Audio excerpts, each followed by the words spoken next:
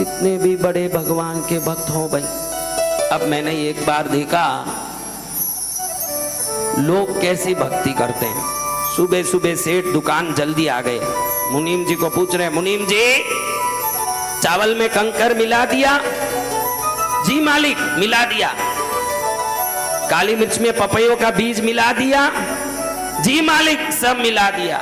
बाकी सब राशन में सब मिलावट कर दिया? जी मालिक कर दिया।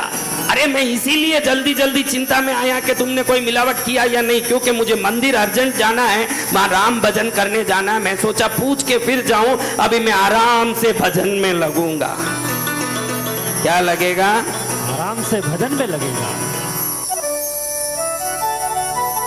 ये भजन न होए गोपाला, ये भजन न होए गोपाला। इसलिए आप ध्यान रखिए, आप कितनी पूजा पाठ में आ रहे हैं महत्वपूर्ण नहीं है, कितना विश्वास और ईमानदारी रखते हो ये बहुत महत्वपूर्ण है। आपके पास ईमानदारी कितनी है, विश्वास कितना है? शिव दरबार में आ गए, अब मेरे कोई चिंता रह नहीं सकती, ये विश्वास है। शिव दरबार में आ गए, हम पापी नहीं रह सकते, ये ईमानदारी है। दोनों आना चाहिए। ईमानदारी बगैर विश्वास बेकार है। भगवान पर विश्वास कर रहा है, दुकान में मुनीम जी को कह रहा मिलावट हो गई कि नहीं, ये भी कोई भक्ति है? विश्वास भी उतनी रखो कि भगवान प्रसन्न हो, ईमानदारी उतनी रखो कि भगवान दर्शन दे। ये दोनों बात होनी चाहिए। बोलिए भक्तवत्सल भगवान की। अब नीलकंठ जी के भक्त तो रहे, लेकिन एक सुंदर वेश्या पर उनका दिमाग लग गया। आपने देखा, उसी दिन कहा। मैं इसलिए वापस कह रहा हूं, जिन्होंने YouTube में उस दिन नहीं देखा होगा या आज नहीं आए होंगे उस दिन, उनके लिए 2 लाइन में बता रहा हूं कि इनका भक्ति इतना कि हर दम मुंह में एक ही शब्द निकले। आप भी अपना इष्ट का नाम लेना सीखो। कभी भी उठते बैठते हो, कई लोग ऐसे बोलते हैं कि उठते बैठते समय राम नाम लेना बूढ़ों का काम है। अरे मरने के बाद तो पड़ोसी भी तेरे लिए राम नाम लेंगे। जिंदा है तब तू ले ले, उसी से तेरा कल्याण है। पड़ोसी लेंगे तो तेरा कल्याण नहीं होगा। तू जब उठ जाएगा तो पड़ोसी राम नाम सत्य है बोलेगा, उसका पुण्य तो उसको जाएगा, तेरे को कहां जाएगा? तेरे को राम नाम का पुण्य चाहिए तो वो जीवित है तभी राम नाम ले, तभी राम नाम का पुण्य है। नीलकंठ नीलकंठ कर रहे हैं, लेकिन संबंध किससे जुड़ गया? पत्नी को मालूम पड़ गया कि मेरे पति ने वैश्या से संबंध जोड़ लिए। एक दिन घर आए तो पत्नी ने जोर से डांट दिया, किसी स्त्री को हाथ नहीं लगाओगे, नीलकंठ का सौगंध है।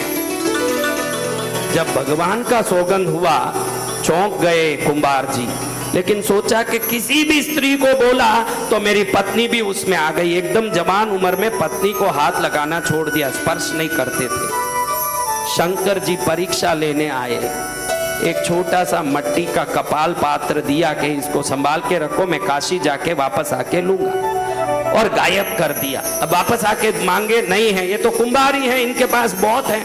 एक दिया, वो बोले मेरा ही मेरे को चाहिए। पंचों में पंचायत हुआ, और ये शंकर जी आए हैं एक संत के रूप में। वो कहें कि ये अपनी पत्नी को हाथ लगा के बोले कि मैंने नहीं लिया तब मैं मानू। वहां तक हमने सुना कि नहीं? अब आगे क्या हुआ? संत जी के सामने विचार में पड़ गए नीलकंठ जी कि मैं जिसको जीवन भर नहीं स्पर्श करूंगा ऐसे शपथ लिया, उसमें समस्त स्त्री जाति आ गई, उसमें इसको कैसे स्पर्श करूं? तो पंचों के सामने, संत जी के सामने नीलकंठ कुंभार ने कहा कि मैं किसी भी स्त्री को हाथ नहीं लगाऊंगा, ऐसे शपथ ले लिया।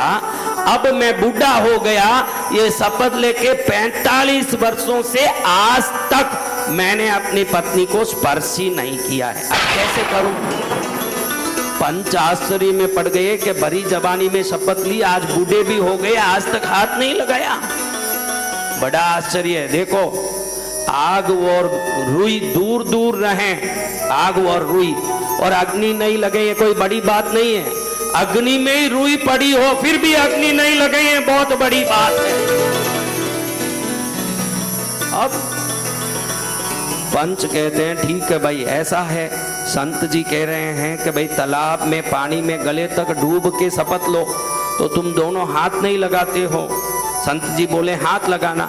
एक काम करो, हम पंच लोग फैसला देते हैं, एक लकड़ी ले लो। क्या करना?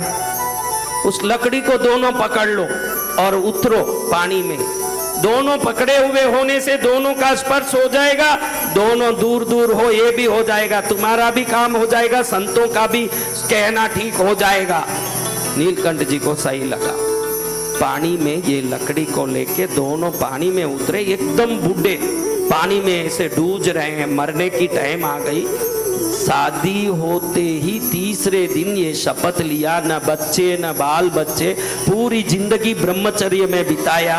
इतने बड़े शिव के भक्त, शिव के नाम को शपथ में लेने के कारण जिंदगी भर किसी स्त्री को हाथ नहीं लगाया।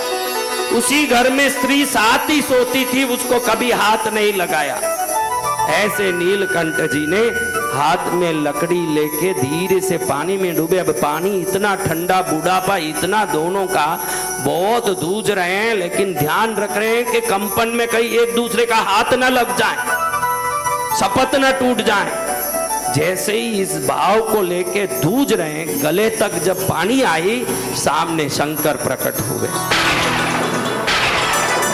भगवान शंकर प्रकट होके कहते हैं तू मेरे परम भक्तों में है। पहले तो तू जो भी घड़ा बनाता था, पहला घड़ा किसी शिव भक्त को बिना मूल्य निशुल्क देता था। शादी हुई तीसरे दिन तूने मेरे नाम के कारण स्त्री को हाथ लगाने का छोड़ा। दुनिया तो मेरे पास अपने बच्चे होने के लिए, अपनी शादी होने के लिए, अपने सुख के लिए आती है, और तूने मेरे लिए अपना सुख का त्याग किया। तुम दोनों को वरदान देता हूं, आज तुम दोनों पूरी जवानी मेरे लिए निकाले, तो जो जवानी मेरे लिए बीत गई वो बेकार नहीं हो सकती। आज तुम दोनों वापस 16 साल के हो जाओगे, दोनों जवान हो जाओगे, और मेरा आशीर्वाद है दोनों पति पत्नी के रूप में रह के अब जीवन बिताओ, ये मेरी आज्ञा है। और मैं तुम्हें वरदान देता हूं कि दक्षिण भारत के 1.25 लाख मंदिरों में जिन 63 मेरे खास भक्तों की मूर्तियां गुरु रूप में पूजी जाएगी, उसमें हे कुंभार तेरी मूर्ति को भी गुरु के रूप में पूरी दुनिया पूजा करेगी। तेरी भी महिमा तीनों लोकों में गूंजेगी। हर मंदिर में तेरी मूर्ति को पूरी दुनिया गुरु के रूप में पूजेगी। क्यों? क्योंकि दुनिया शंकर के पास अपने सुख के लिए आती है। नीलकंठ कुंभार ने शंकर के लिए खुद के सुख को त्याग कर दिया। तो आज भी दक्षिण भारत में नीलकंठ कुंभार की 63 मूर्तियों में खड़ी मूर्ति हर शिव मंदिर में पूजी जाती है, गुरु के रूप में, शिव के चेले के रूप में, अपने गुरु के रूप में पूजी जाती है। ऐसे भक्त हुए शंकर के जिन्होंने सेवा और त्याग को शिव भक्ति माना। आप शिव भक्ति किसको मानते हो? भस्म लगाना, रुद्राक्ष पहनना, गंगा जल चढ़ाना, बिल्व पत्र चढ़ाना, इसको शिव भक्ति मानते हो। भक्तों तो हाथ जोड़ के कहता हूं, शिव भक्ति ये नहीं है।